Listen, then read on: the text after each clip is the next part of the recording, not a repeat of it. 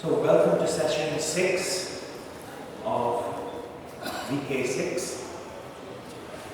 From policy to practice and practice to policy, we have two experts as part of this session. First expert, Aditya Kumar Jha, a point of view, art and stats. And then we're going to go into a second presentation by Vikash Kumar, mapping the creative economy, challenges in the road ahead. And then we're going to have a discussion. So I'd like to hand the dais to Aditya Kumar Jha to take us through his presentation. Thank you.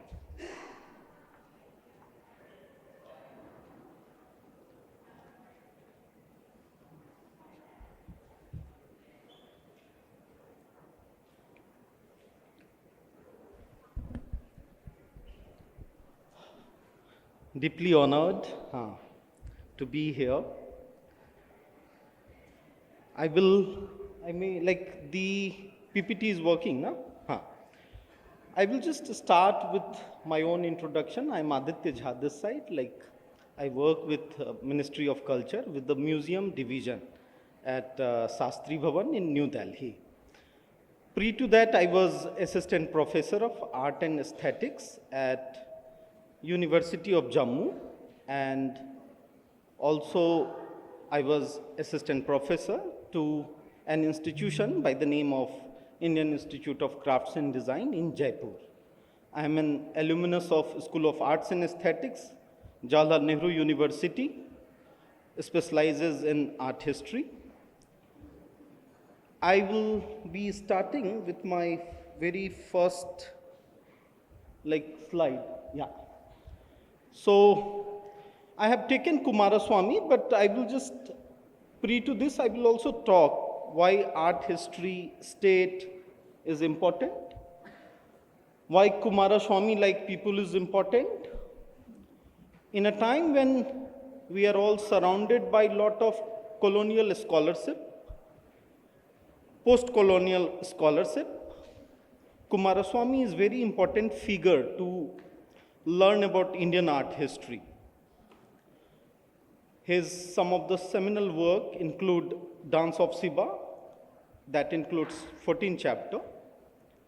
And there is lot of theory where he's contradicting lot of facts. So yesterday, we were having wonderful presentation on Durga, goddess Durga. So there's a wonderful dialogue between Kumaraswamy and Birdwood, where the Western concept has seen lot of our deities, a lot of our divine figures, semi-divine figures, were seen as monster because they were multi-headed. So one of the book, Much Maligned Monster, deals with such topic, how the Westerners had seen us, because they have their own lens of seeing the Indian art. Many of these divine figures were very monstrous because they had seen Greco-Roman, and pre to that they have already seen the persecution of paganic culture. So paganic god were more closer to Indic culture than the very concept that now which is prevalent in the whole Europe. Starting with Kumaraswamy, because at lot of factors in art, design, lot of philosophical things is still inspiring us and shaping us. So it is where he is saying it is hard to realize how completely the continuity of Indian life has been severed. A single generation of English education suffices to break the thread of tradition and to create a nondescript and superficial being deprived of all roots, a sort of intellectual pariah who does not belong to the East or the West, the past or the future. The greatest danger for India is the loss of her spiritual integrity of all Indian problems. The educational is the most difficult and most tragic. So this is what Kumaraswamy is speaking. He's also talking about, in almost the same chapter, he's also talking about how whenever some inspiration will come to the West, he says that Westerners still think that they will always look towards East for their own inspiration. So East has always been kind of light to them. And it is because of the integrity of spirituality which comes to our art. So he uses lot of time the term which is kind of very Indic terms, where he is safeguarding us and elevating our position in terms to the Western art. I will go to the next slide, like maybe. What should I use? Oh, okay. Wait.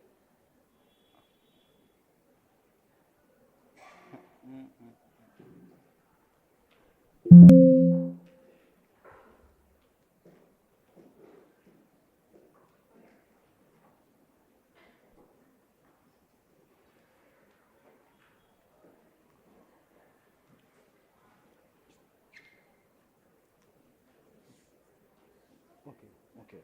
This one. So I'm just starting with this, a very colonial picture where we have a lot of loots of Indian art. I will also come with one case study which I was talking about during the lunchtime. So I will take you all to 1970s, where one of the child labor, one of the laborer from Tanjore district, he was lended an amount of 150 or 200 rupees.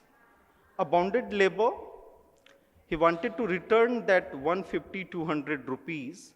He started working on ploughing some field, and it is suburban of Tanjore district. So while ploughing the field, he discovered one bronze piece.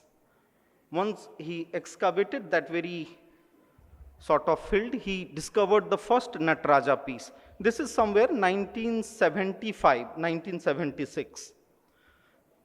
That was the pure form of one Nataraja Chola piece which he discovered while ploughing the land. He was so happy by not discovering the first Nataraja such Chola piece, but he was more happy that he can lend that 150 rupees which he has taken from the landlord. So he got his first Nataraja, then he again started ploughing that land. He received 3 more such Nataraja pieces. Got so happy that his 150, 200 rupees, no more he will be in debt. So he got all those pieces, went to his landlord, but landlord still told him that, oh, but then still I'm happy that you are giving me these 4 pieces of Nataraja.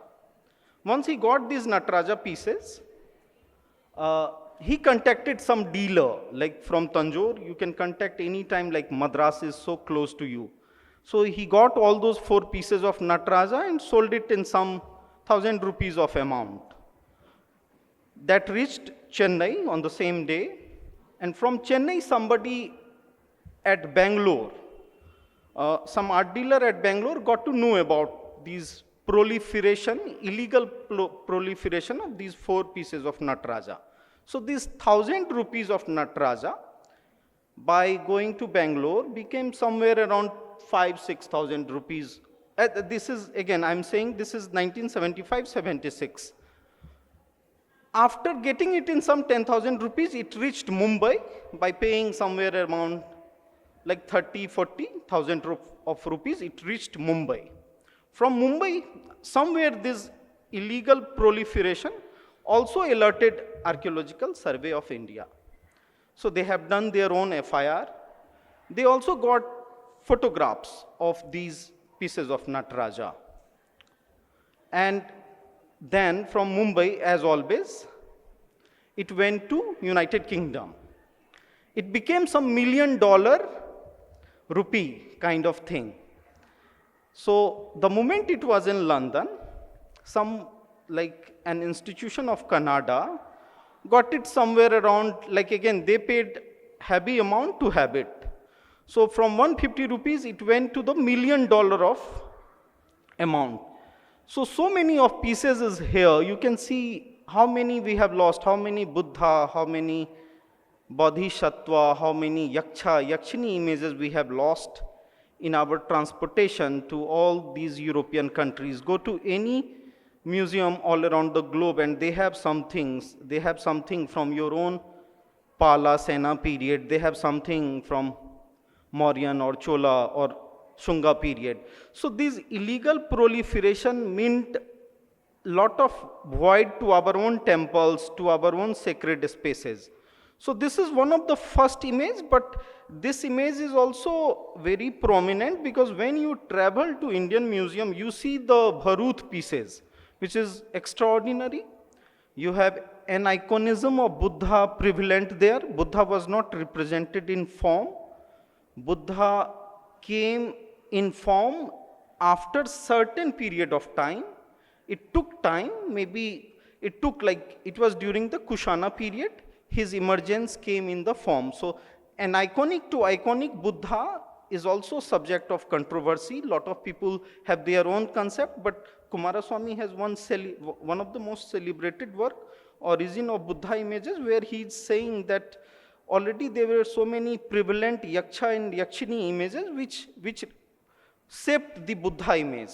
But lot of people also says that it is the Greco-Romans, because Greeks and Romans had their own class and paganic culture were also persecuted. So a lot of craftsmen, artisans, they seek their safest refuge in Central Asia, which was presently Kandahar region. So when they came here, they adopted lot of their skill and intermingled with the Indic one.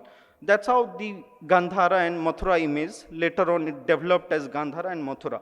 So this image is also, like almost all the works went to UK. I will go to another slide. Again, I'm facing this.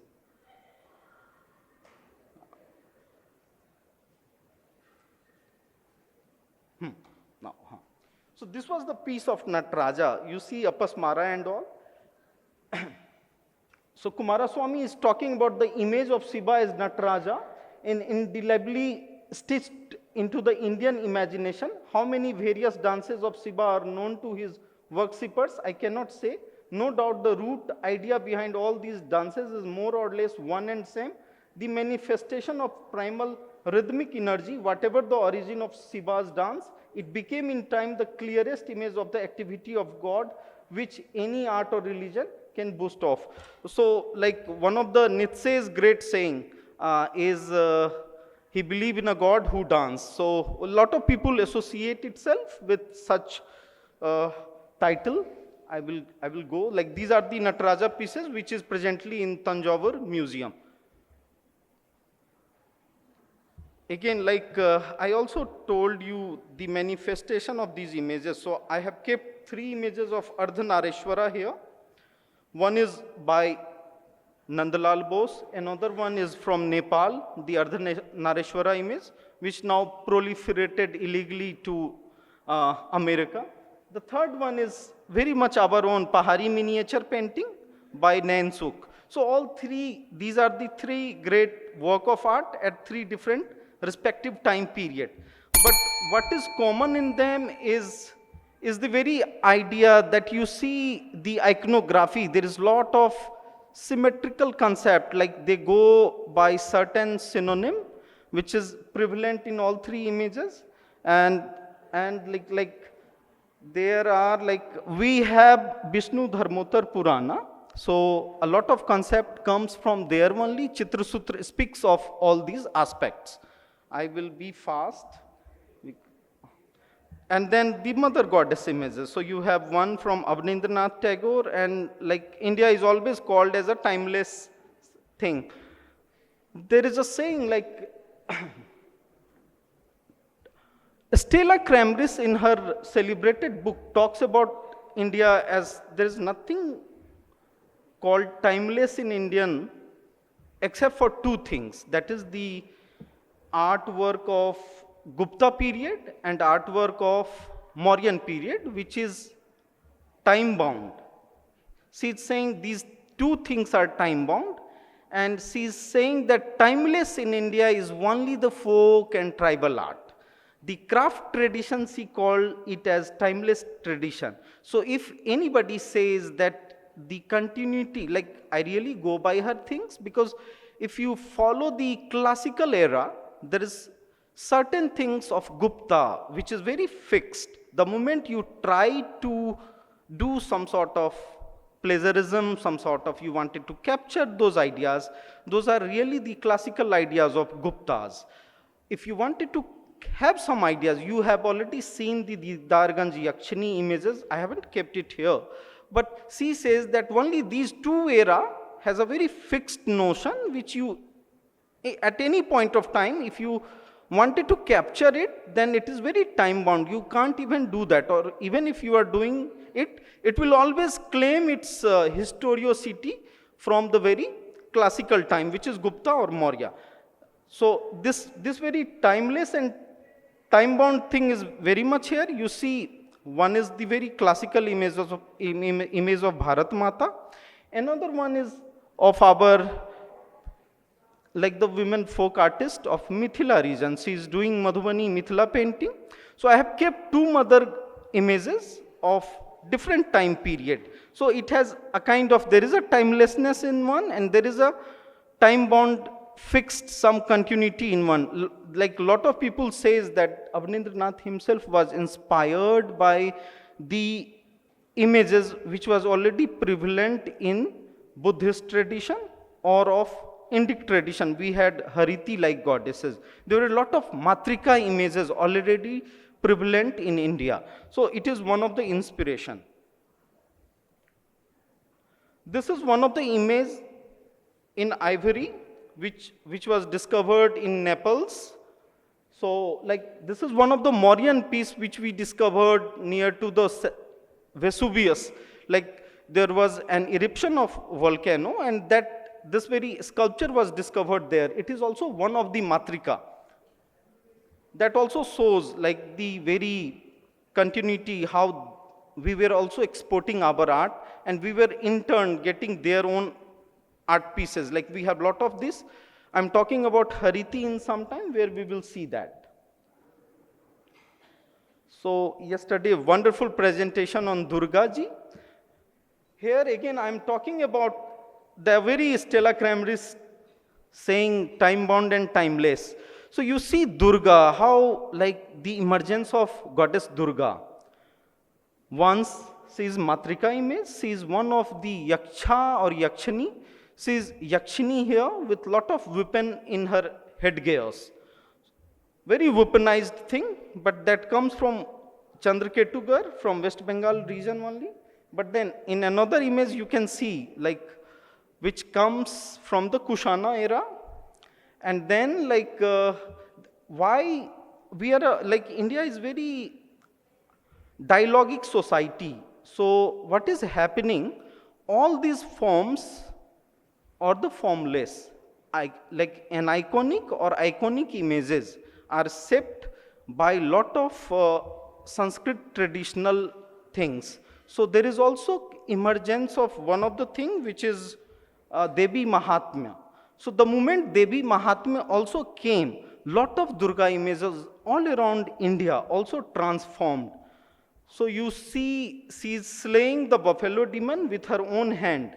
And after some period of time, once the Puranas, there is Markandeya Purana and lot of Puranas. So lot of gods and goddesses transformation also happened, because from Rig Veda you have Upanishad, from Upanishad you have these Puranas coming up. So such like transition of our own ideas also shows lot of reflection on our own gods and goddesses. So she is well weaponized after certain period of time. That also shows our own Central Asian aspect coming to us. Kushana himself is a ruler coming from Central Asia. Once he came here, he made Mathura as his kingdom.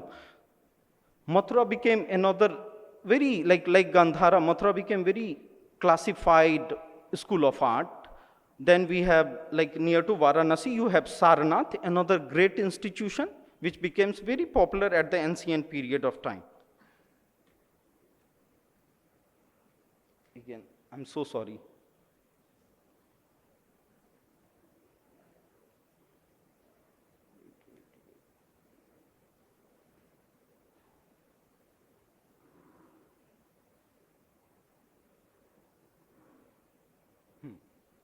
This is goddess Hariti, like another goddess, like very famous.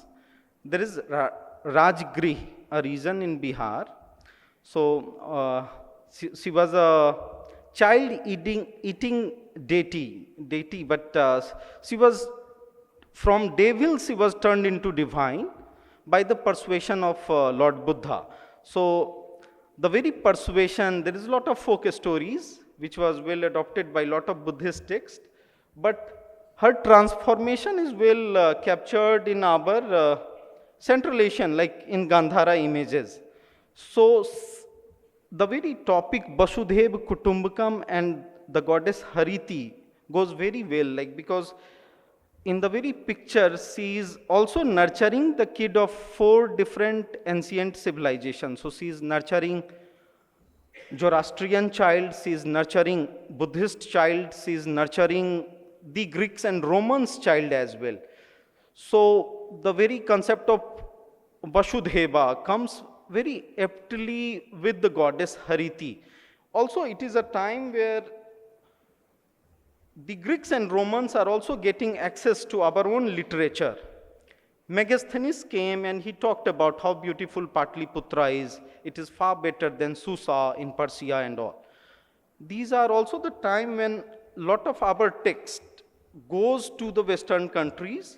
They talk like, that's why like there is a lot of parallel between Sanskrit and their own goddesses and gods. I will talk about it in some time. These are the images which shows that the mother goddess is nurturing child of different ancient civilization. Wait, I will again, oh.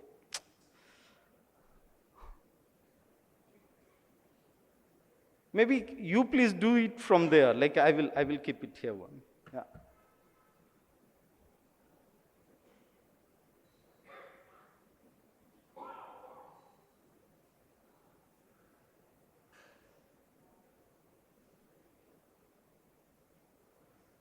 So there is a whole transformation which comes to the Durga image. That is the Jaina image of Saraswati. In a very respective time period, we have also adopted images from different like culture. So this is the first Saraswati image coming from Kankali Tila. And the goddess comes from Jaina school of art, not from the very Brahmanical school of art.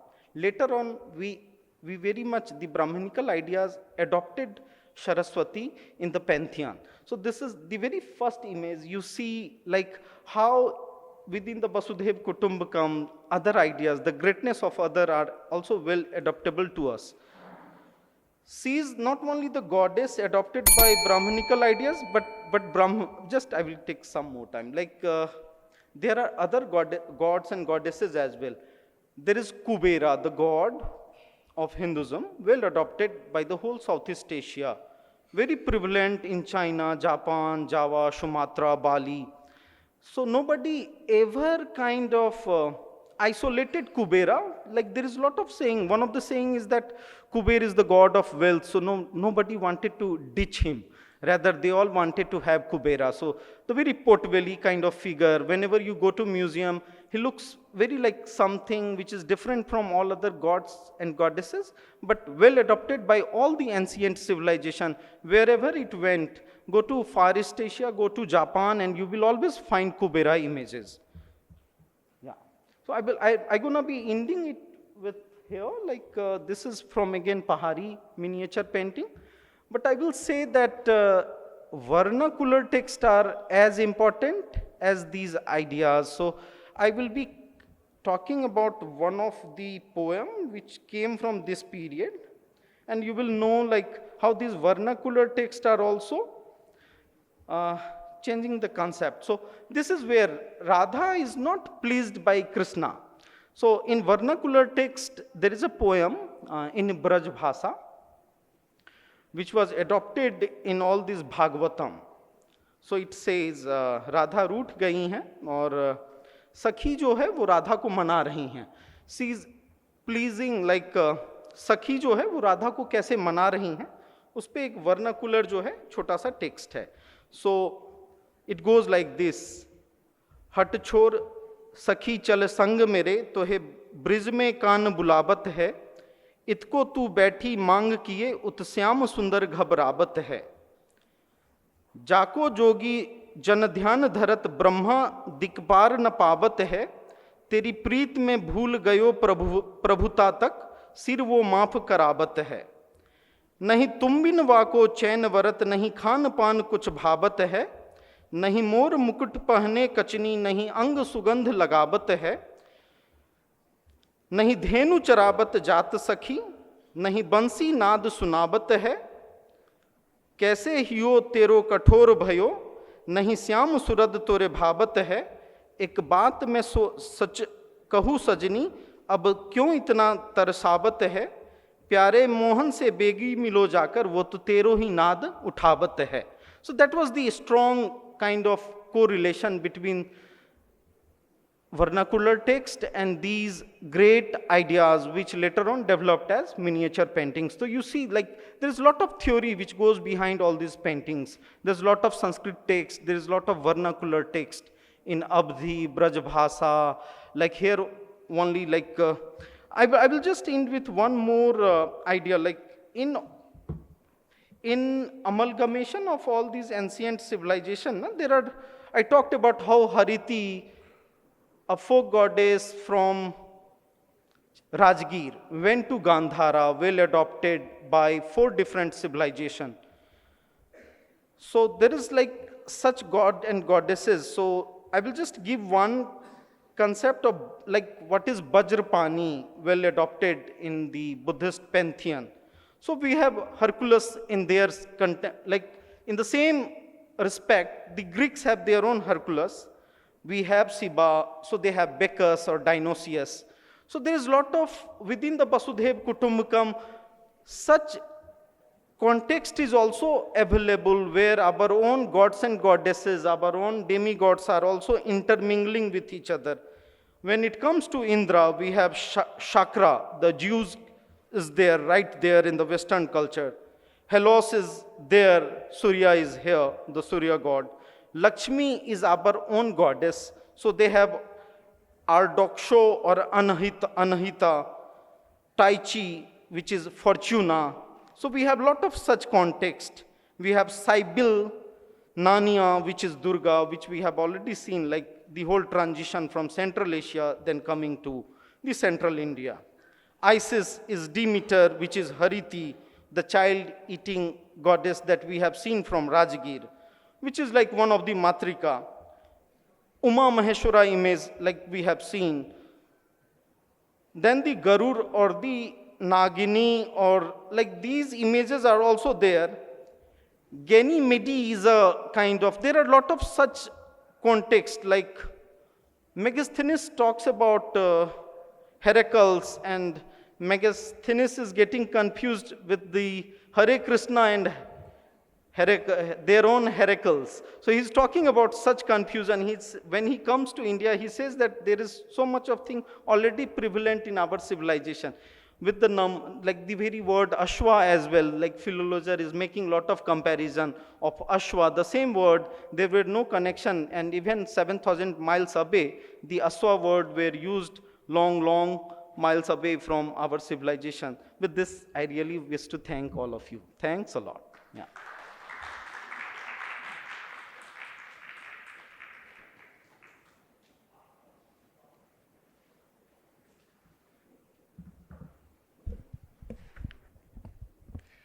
Thank you.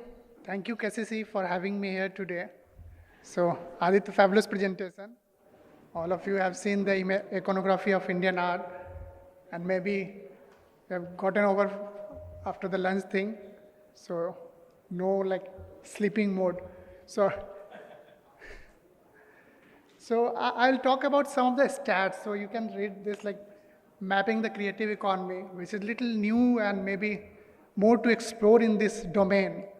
So don't go by the imagery what you look like suited booted kind of person. I'm also an art historian and curator.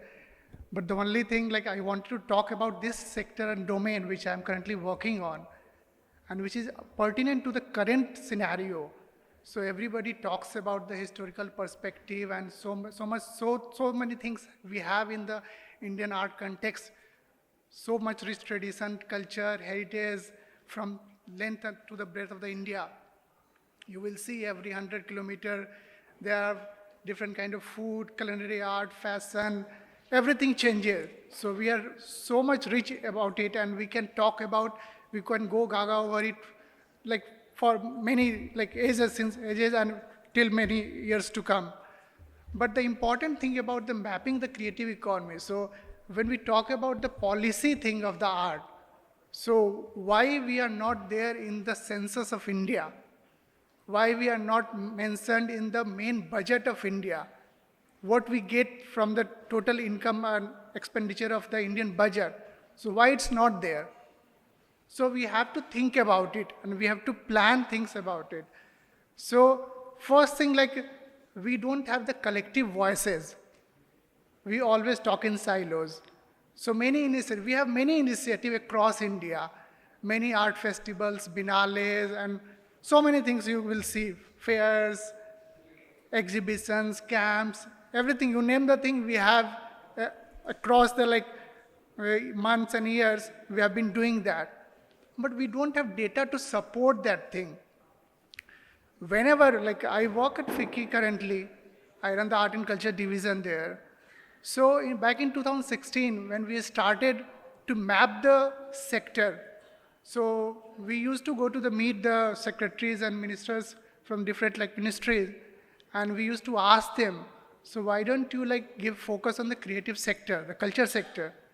So then they used to say, Acha, so culture mein to we have Ministry of Culture, we give grants, we have so many fellowships and research scholarship, so we have so many things. So why don't you ask your artists to apply for that?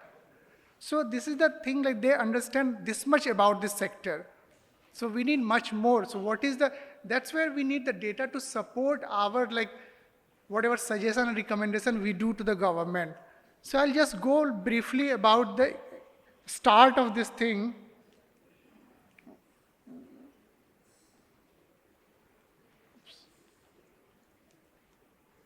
Am I doing the same mistake? Can you change the slide from there?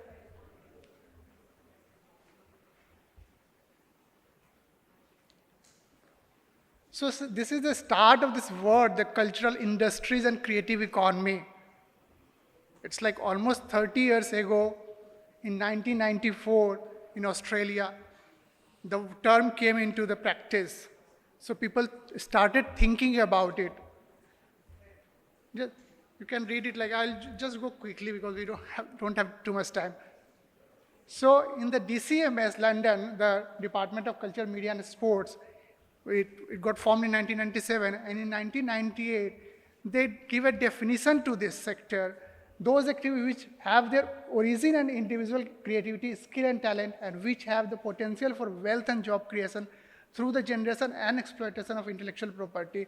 This is a wider definition they have started postulating for the creative sector. Just move there. So for this sector, they have identified the broad umbrella of the sectoral initiatives like fashion, music, craft, design, performing arts, publishing, software, computer sciences, television, radio, film, video, and currently animation, gaming also. We talked about AI and VFX and all, we'll see. So in Indian context, what we are working upon, which all sectors we look after in this entire domain of creative sector: design, music, visual arts, performing arts, publishing, architecture, film, video, craft, fashion, TV, radio, yoga, recently, literature, AVGC, etc. We keep adding to this. So the problem with our sector, the entire creative sector, it cuts across almost 13 to 14 ministries in the center. So whenever we wanted to have some kind of policy formation in the center, if we go and ask the Ministry of Culture, which is the nodal, which seems to be nodal agency for it, so they always ask कि ये तो हमारा काम नहीं है, ये तो commerce के पास जाएगा. If you want to ask about the GST thing, relaxation, then they will send you to the Commerce Ministry. बोलो अगर if you say we want some more like infrastructure development, then they will send it to the Ministry of Housing and Urban Affairs. If you want skill development and so, they will send you to the Ministry of Education. If there are many more ministries. For the craft, there is a Ministry of Textile. If you have something to do in the foreign thing, there MEA is there, the ICCR. So in that way, we have almost 13 to 14 ministries we have to deal with for a small policy change in the sector. So this is the problem. So these are the smallest figures we have like started to plotting together to share and just make the eye opener for the ministry, for the government basically. Just hold on to the previous slide. So the creative economy accounts for 3.1% of global GDP and 6.2% of all employment. For India, it's almost 8% of total like employment generation. So you can see the like population of India, 8%, and this can be a minimalistic figure, I would say.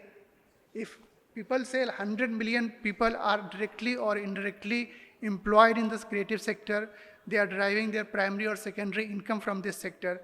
So I would say if we map the entire sector well, then it would be almost 400 million people employed in this sector. Almost 25% of the Indian population are having their primary or secondary source from this sector, the entire gamut of this. So including all those 13, 14 sectors we have.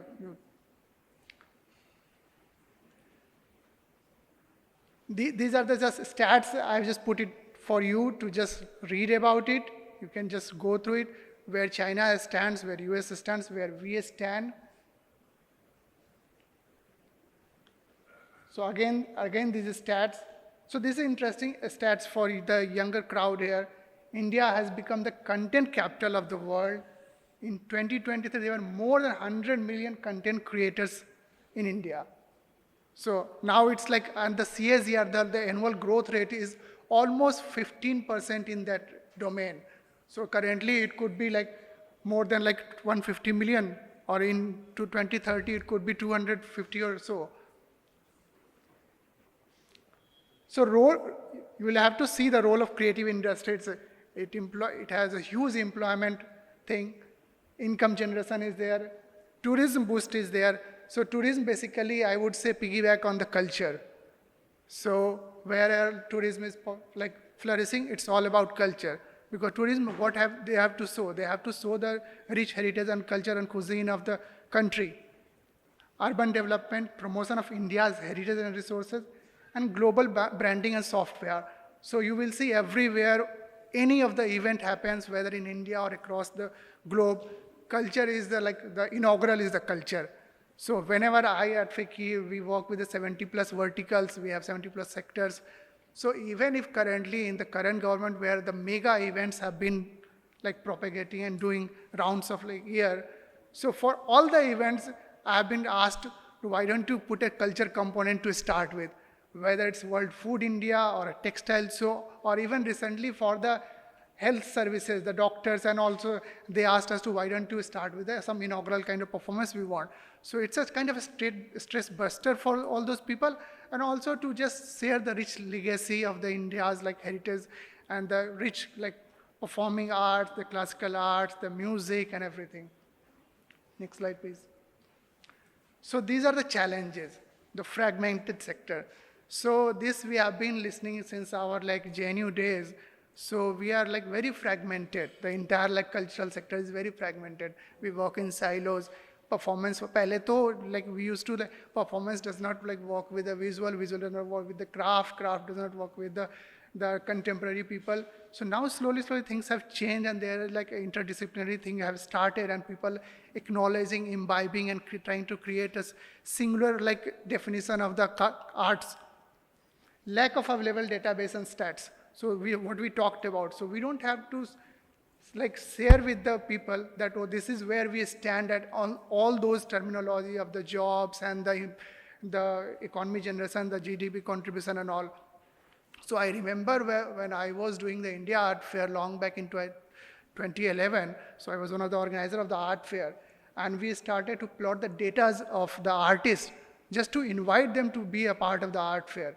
So we had no reference of data source. So I don't know, many of you remember, there was a red book, red Bible we used to say of Lalit Kala Academy. There's a thick book of 400 pages where all the database of artists were mentioned with the phone number and address. That time mobile was not so, but a landline number and address was there. So we used to take reference from there. Unfortunately, that never got updated and upgraded. And now it's, I think, extinct. So that database, when I was referring in 2011, so I remember 25% of people have either died or they have 50% of them had changed their like address and all. So most of the almost 75% of data was redundant. But after that, nobody came forward to create a collective database of whether performing artist or the visual artist or the craft person. After nudging the government for several years, I think in 2017, Government of India, Ministry of Culture, has started a project called National Mission of Culture Mapping, NMCM. So it was a very marvelous project, on concept, but could not get into fruition. So it was almost 400 plus crore budget they have provided to do this in next 5 years or so.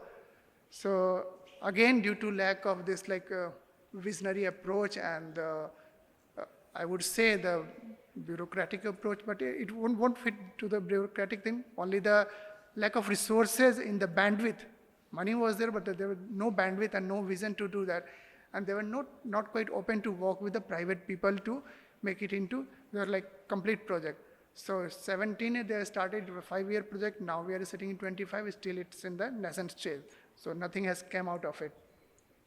So again, just go back to the previous slide. So we'll say infrastructure deficiency is there. So we have, we can count on our fingers that how many NGMA, how many Lalit Kala, how many National Center of Arts we have in the huge ecosystem of Indian art. Policy neglect and regulatory hurdles still there because we work across several ministries and we can't get into the right people, and there is always they will show you the another door to just knock onto that. Funding struggles that many of you have struggled. So it's Imami is supporting this, and there are many good people who are supporting the arts and culture, but there are still very few. So if any of the performer wants to perform, if any of the visual artists want to do an exhibition, or if any of the craftsmen want to hold a workshop, they will struggle for the finances. They don't have. Fortunately, even if they go to the state, they will say, oh, we have this much budget, so we can't give you. And then, unfortunately, this is the trend of the government from last so many years, that all the budgets they actually try to spend between January to March of every year. Otherwise, whole of the year, they don't have budget to do anything. IPR is we have discussed in the previous session, it's very vulnerable thing, so people are suffering from that, piracy, digital transcription, cross-border thing. So many things are happening, but we are unable to protect and do any solid laws or any kind of act for that. So for even films, say, we are losing almost $2 billion annually on the film piracy. And the entire film sector is $3 billion.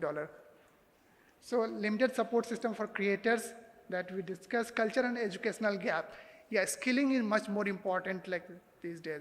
So back in days, people used to say, okay, we are the trend artists, or we are the artists by the generation artists kind of, but skilling was not there. That was just generation coming to them. But now skilling is much more important because we have n number of people, a young crowd is here. People are trying to get into the courses of different design or craft or visual art, performing art, so many things. But they don't get into the skill of the art. So recently NSDC did a survey where they said they need almost 500 people to work in this domain. 5 lakh people to work in the domain But unfortunately, we have only 15 to 20% people who have skill, like otherwise non-skill. So they're trying to make it a pilot, more skill development courses and started incubation centers and all. But still, it's just in the smaller scale, like the incubation center. We need many.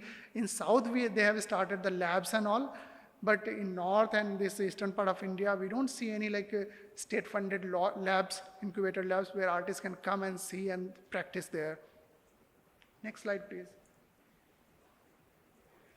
So the brighter picture for this.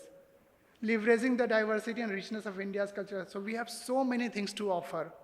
In any sorts of like art forms, you will say, like creative, you just name the thing. We have opportunities, like bundle of opportunities, addressing the challenges and gaps in the creative economy. So this nobody wants to talk about.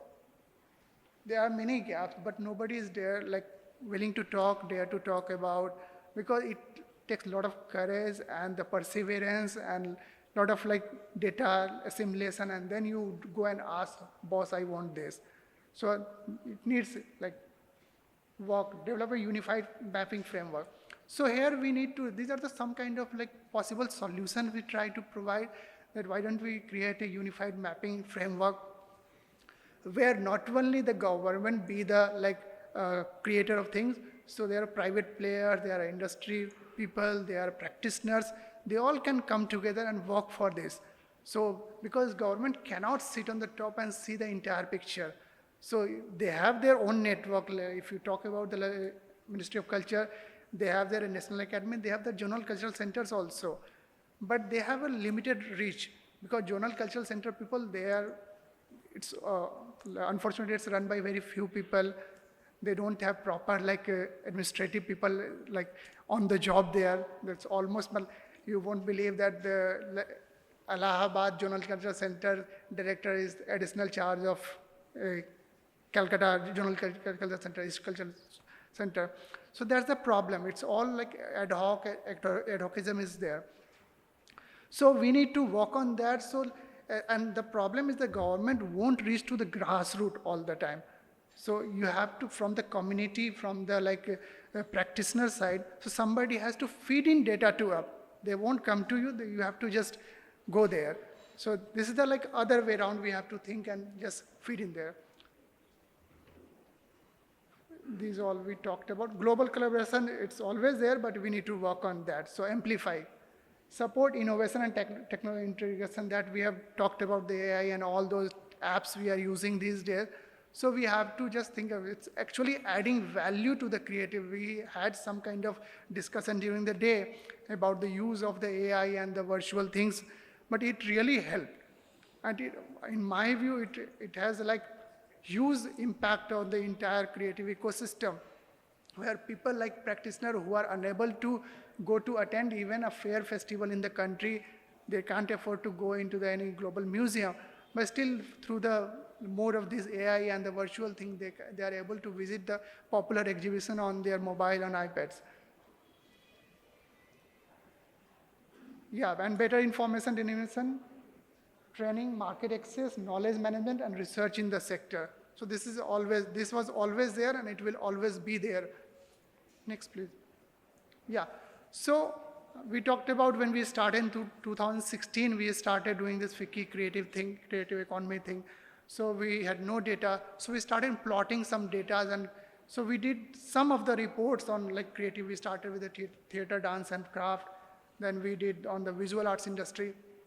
While doing these reports also, we faced so many challenges because we had no primary source of data.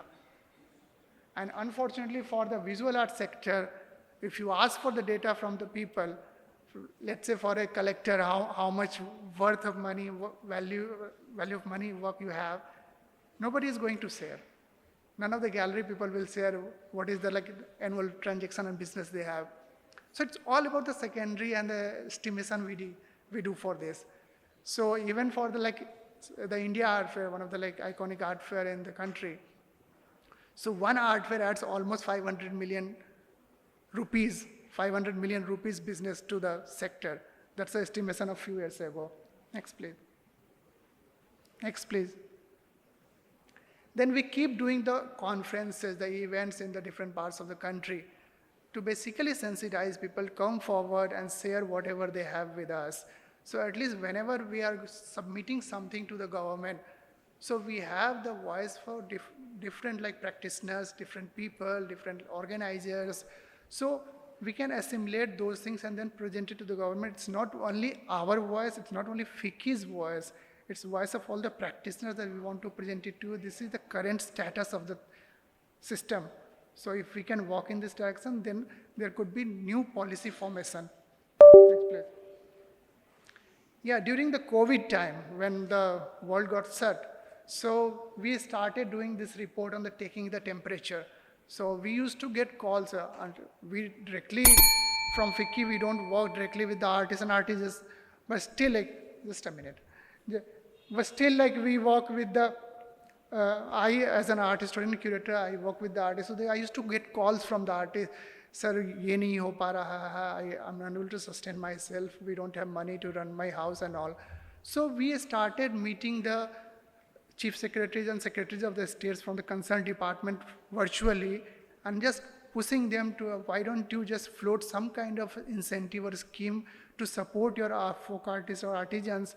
So some of them had like actually brought the schemes and started giving few thousand rupees as a grant, 5,000, 4,000 kind of, just to you submit your video or art practice through your mobile to the concerned department and they will just give you that kind of support money. It really helped in some states like Kerala, Bihar and Rajasthan, MP, all those. And these 3 set of reports we did in almost 1.5 year time. So where we mapped the entire status of the like practitioners. Next. And these are the recent reports we did in the almost all the symposiums. So we actually talk about all the same things just for the creative economy. So from whatever way we want creative economy to thrive. And next. I think this is the last one. Please, next one. This is the last one. Yeah. So the last thing I will just say, just to sum it up. So collaboration is the key to success or innovation.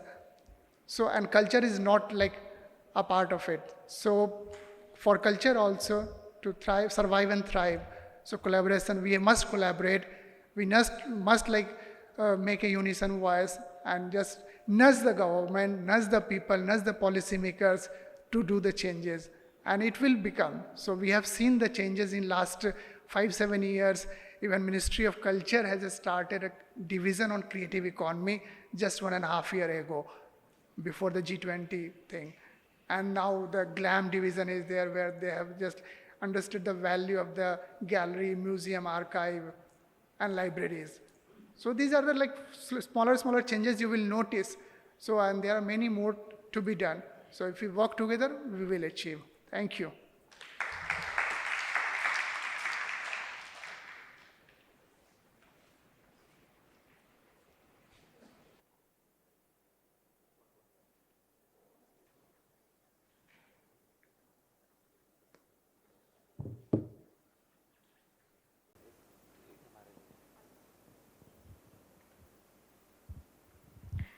Hello, Vikash, meeting after a long time. And welcome to Kolkata, because very few people come to Kolkata for any kind of interaction or presentation. So because when you were showing, everything was Bombay and Bangalore and Delhi. So very few people come to Kolkata. So thank you for coming. Second is, I would like to draw notice to the fact that the art sector is also changing very rapidly as well. So it's not just visual arts or performing arts, where now everything is also getting interdisciplinary. So when we talk about funding or getting enlisted, it is actually a problem for people or organizations doing different kinds of interdisciplinary work, especially if we are talking about social art practice.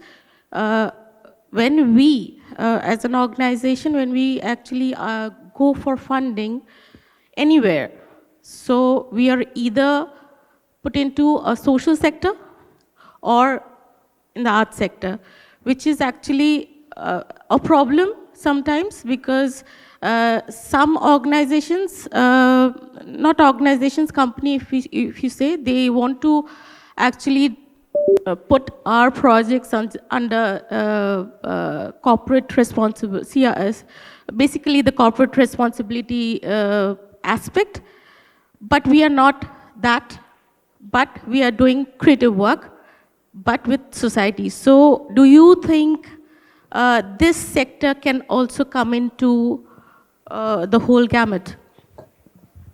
Yeah, so thank you, Anuradha. First, to just answer your question on the Kolkata thing. So we are again planning to come to Kolkata with a bigger like panel and all. So we'll come. So answering to your second question, so we already talked about the problem with the funding thing. So funding is a real challenge for the entire creative sector. So what the problem is that we always talk about that intangible effect of art. We always say, okay, I have seen the art, I became happy. But the people who are investing money, they always don't want to be happy. They want some kind of return from that. So either you give them return in the outreach, visibility, or some kind of actual change in the society. If you are doing some project with the disabled people you are doing, or people from the community. So if you see the change, and that change has been made by such and such corporate organization, they would be happy to come and support you. So that's the problem with the funding. And for the CSR mandate, we have been trying to ask the government, so just to like broaden the parameter of the CSR. Till now, most of the corporates have been investing through CSR in the education and healthcare, because those are the primary issues for the Indian ecosystem. And those are the visible thing. If you open a charitable hospital somewhere, everybody will see. And they will be happy, okay, some organization has set up a good hospital and doing some generous thing. Or education also, so many colleges and all, you will see, it's all run by like some corporate groups and all. For the arts, it's not like that. So you have to support this with those kind of data which we are providing. So boss, if you are providing this much amount or this much support to this sector, so this is in return we are giving to you. So if we don't support with the data, they are not bothered about it. So that's the problem. So we also have to educate ourselves what they want. Thank you. I would like to add, to what Vikash said, this kind of conflict between the tangible and intangible in some ways.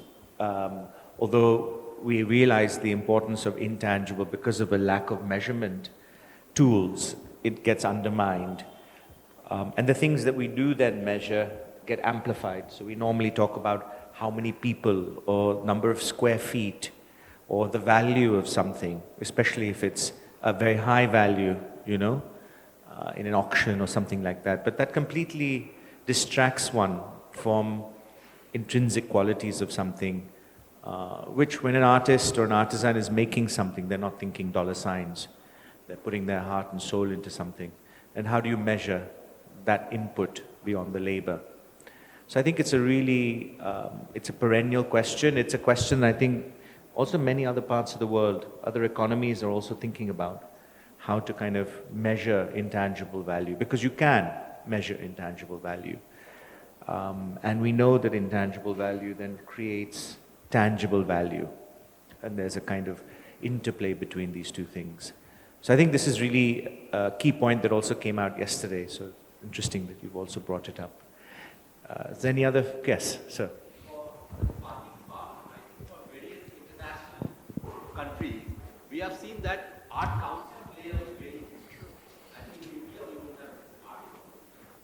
Well, we have the India International Centres. I think there's a few of them around the world. In fact, we have Dr. Chakravarti would be better versed with this. We also have Nehru Centres, but in my experience, they're quite moribund. They don't really have. They don't. So when, and I talk now with my Kochi Biennale hat on, when we invite international artists to come and exhibit at Kochi Biennale, the Embassy and the Arts Council from the country of the artist would be notified. And if they can, and if the artist is okay with it, because not all artists want to accept official support. If the artist is fine with it, then we invite support. And invariably, they do support because it's a matter of national pride. You know, if an artist is exhibiting in the Venice Biennale, then countries want to support that and agencies want to support that. We have nothing equivalent like that in India or any South Asian country. So it's left to the private sector and through philanthropy, foundations, commercial interests. And of course, that has its own pressures and challenges. But funding, I think, underpins a lot of this. Yeah, definitely. So just to add to your point, so in India, we don't have any arts council as such which funds those kind of activities. So the organization you talked about, they support the events, like whether it's Nehru Center or IAC and all those things, they support them, but they don't fund the events, what you plan to do. The problem with this thing, like, we have to actually, I always talk about data currently because this is the key thing people have to understand. So for Arts Council England and also, because they have proven themselves, London itself, the creative economy of the city, contributes 1 billion, more than £1 billion to the city with the all the festivals and events and all those things they do. Same with the New York, more than $1 billion for. And even the smaller cities like Johannesburg, Edinburgh and all, why we know those cities? Because of the culture, which thrived in last a decade, kind of like 10, 15 years ago. So we have to understand the value, what we are putting in, and then we ask the government. So whenever you go to the government, they will think, okay, these like Jhola Chha people, they have come us to ask for some kind of support or grant. It's not like that. The creative sector has so much thing to offer in return. We are giving employment to n number of people, then many of the sectors can combine, they can't put it together. We are giving like GDP contribution. If we map at least like 3% of GDP contribution to the Indian GDP. So these data, we have to share with them, we have to give them enough like substantial information onto that. Then they will understand the value, then they won't treat you and I that they have asked us for grant. They actually want some kind of their right. It's the right of the creative people that they want to create, like obviously like creative, I don't want to value the art that ki aapne itna banaya hai and this is the square feet price, and I don't want to get into that. But at least you have to understand and make them understand this thing.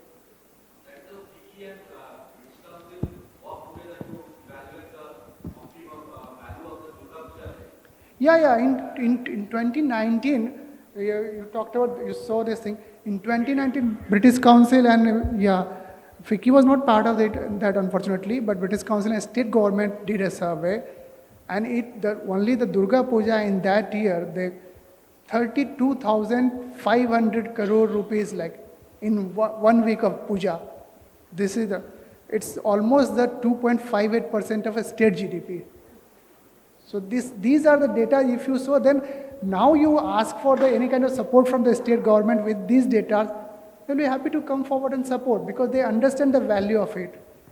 For Jaipur Literature Festival, if we talk about in Jaipur, it has changed the landscape of Jaipur tourism. During those days only, like many vendors, many tour operators, many hotel people, they say we don't earn throughout the year what we earned in 6 days or 5 days of Jaipur Literature Festival. So this is what the impact of the arts and impact of the creative thing.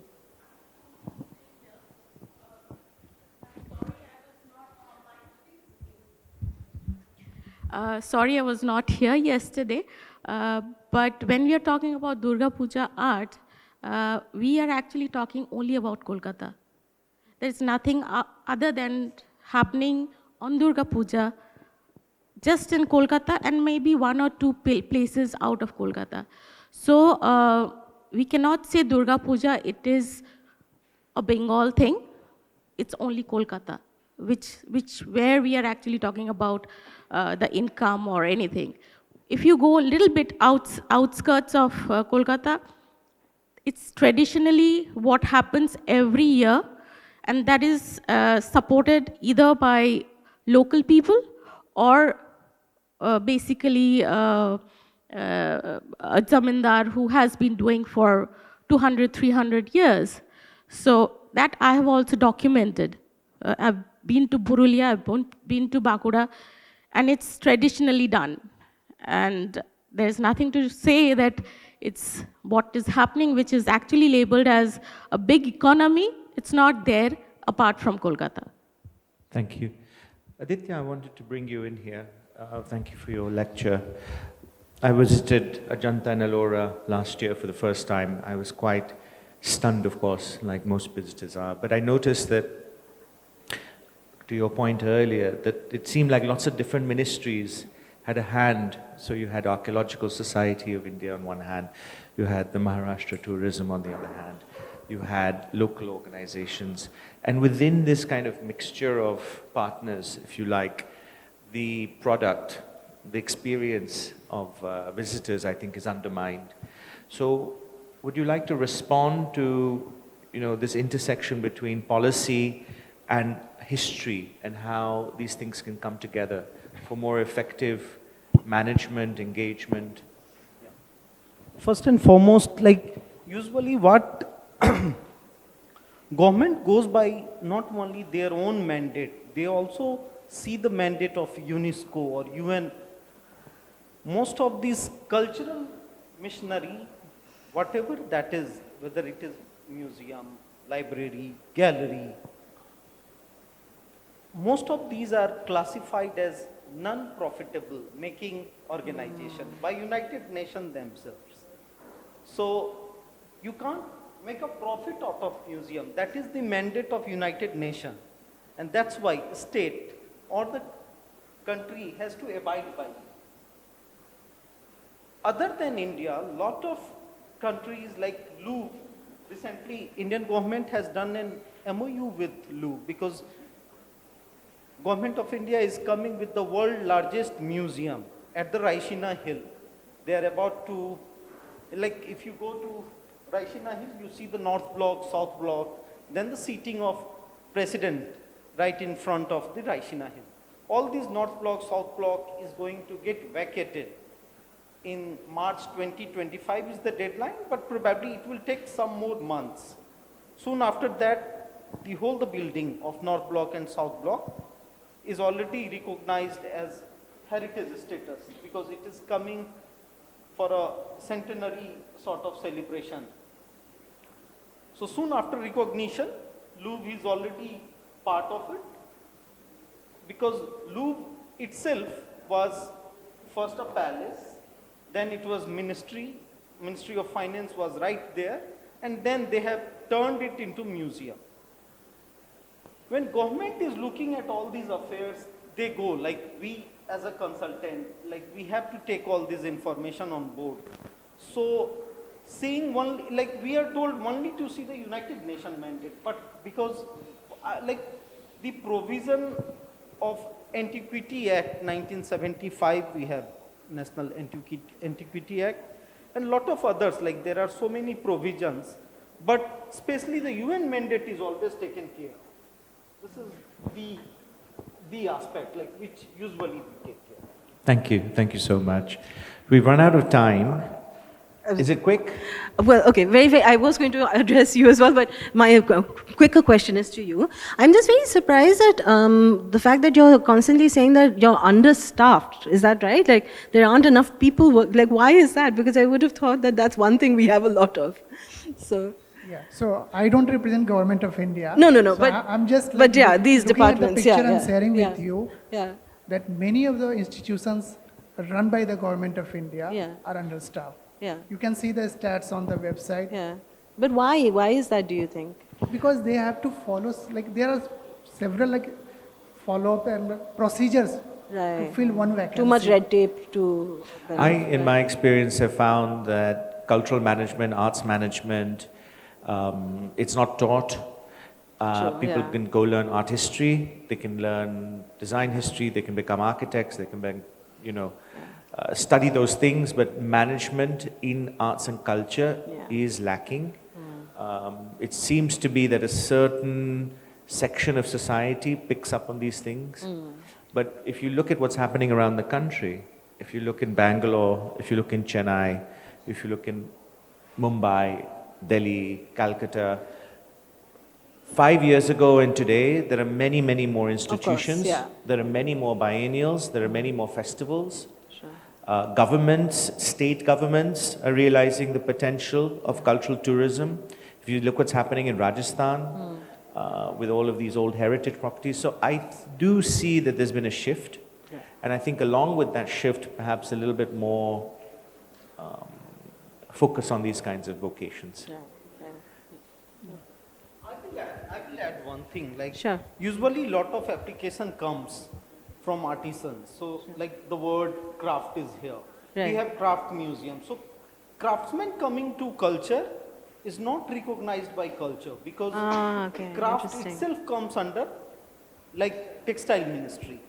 When we have National Institute of Design like institution, that comes under Ministry of Industries.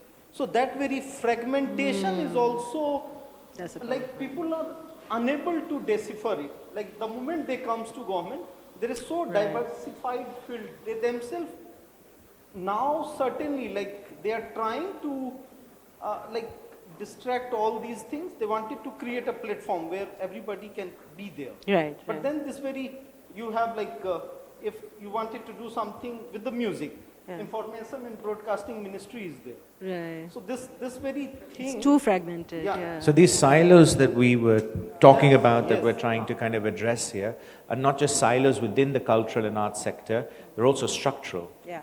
right? So I think it's a really, really challenging environment, I think from a policy perspective. Okay, I think let's end there. We have the next session starting. Thank you.